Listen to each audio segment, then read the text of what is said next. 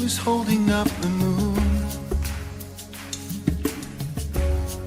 Who is peeling back the darkness with the burning light of noon? Who is standing on the mountains? Who is on the earth below? Who is bigger than the heavens and the lover of my soul? Creator God, He is Yahweh. The great I am, He is Yahweh.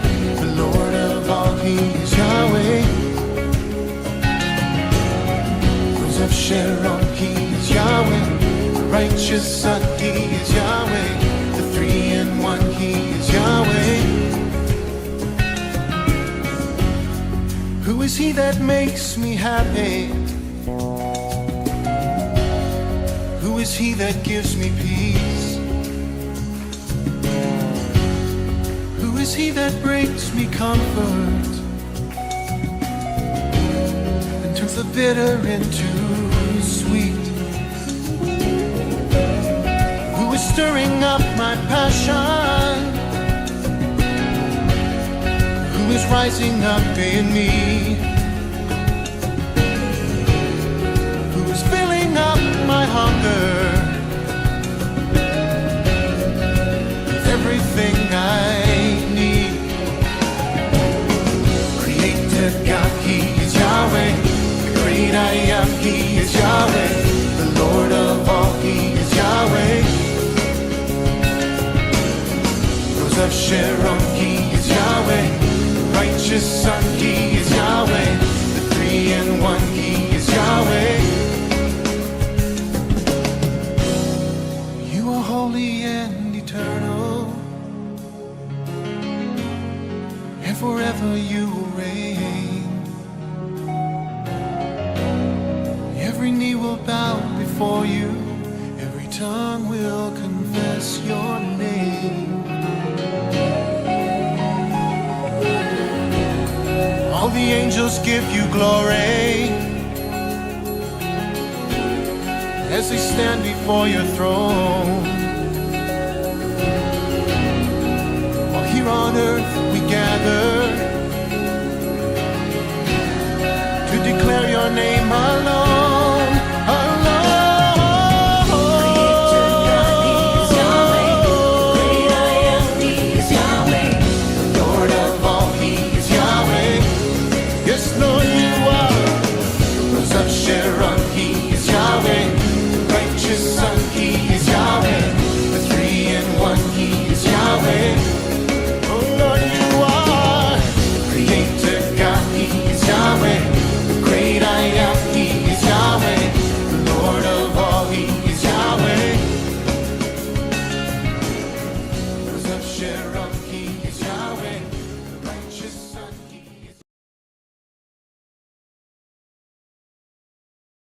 Hallelujah. He's Yahweh. Hallelujah. Well, we just want to say good evening, good afternoon, good night. Welcome from wherever you are today. We are back in total. Hallelujah. Another Wednesday night for those that are regular viewers and that tune in. And we are back in total again. Hallelujah. And here we are just to give Yah some praise and to learn some more about Him and all what He's done for us and what He's done in the past, what He's doing now, and what He's going to do in the future. Hallelujah. We are in the book of Daniel again. Hallelujah. And we have Pastor Crossfield, an apostle. We thank Prophetess Burrell for just opening us up in prayer and covering us. Hallelujah. You remember where we left off. We just want to say thank you for being online today. Thank you for tuning in with us. And those of us who you were just not sure, but you've tuned in to YHWRIM, which is Yahweh's House of Worship and Restoration International Ministries. Good mouthful. Hallelujah.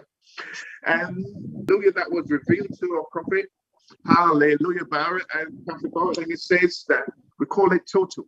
telling objective truth, hallelujah, with an atmosphere, and I love that word, love, hallelujah, telling objective truth in an atmosphere of love. Hallelujah. That is Yahweh's people. That's one thing we have is love. Hallelujah. Here in the UK, again, because we're going to take on where we Nebuchadnezzar, and you remember what happened to him? A human being become like an animal and having to eat grass and wet with the dew and long hair and nails and everything had grown. Can you see the power of Yahweh? Hallelujah. And then he died, and then his son took over, and his son name was Belshazzar. And he just followed in his father's footsteps. They love the party, didn't they? They just love the party in them days. They just like, I think that's all those kings ever do, just have parties with their wives and concubines and everything, thousands of people. And Belshazzar decided he's calling a feast. And then he called you drinking wine and everything else. And then he decided, you know what? I don't know what made him remember this, but he remembered that somewhere down the line there was some golden goblets and things, and jewelry that was taken from Jerusalem, from the temple. And with his brave self, he goes, bring them to me so we can drink our wine and stuff out of them too. But little did he know what he was taking on. You cannot take on Yahshua. You cannot take on Yahweh and get away with it. And before he should have reverenced, knowing after he saw what his father has been through. And the queen, his wife, and they also know what his father had gone through and how Yahweh had to humble Yahweh's stuff that came out of the temple. And so he was using them. But what did he make? Another big mistake. The other big mistake he made was drinking out of Yahweh's cups and golden cups and silver and gold, and then saluting his idols. That's his next big mistake he made.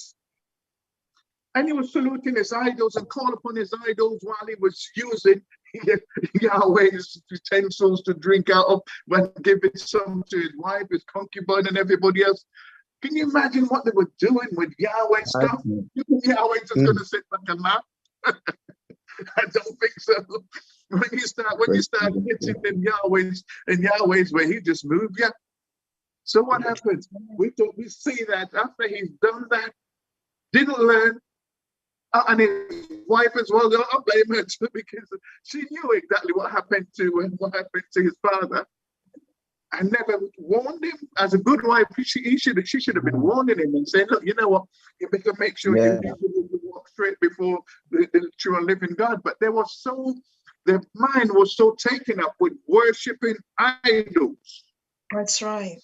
That even after they see what Yahweh can do to his father and everything else, this is still carried on. Somebody say you can take the idols of the people, but you can't take the people out the idols. Because their mind was so on it that they just have to keep doing it. Doesn't matter what, after all that happened, they still had to feel like we're still just going to give, because we can see the Yahweh of heaven. We can't see him, but we want to worship something we can see and touch. But the mistake is made that is a dumb idol. It can't talk, it can't walk, it can't do nothing. And yet they're drinking and using Yahweh's utensils, drinking wine out of that and saluting their gods. And that's when Yahweh gets mad, because he said, you shall have no other God before me. No. Hallelujah. And when he says, when you get into the land, do not do like what these heathens are doing. Yes. Remember who brought you out of Egypt. Remember who brought you with an strong arm and an outstretched arm. And they said, how much example do they want to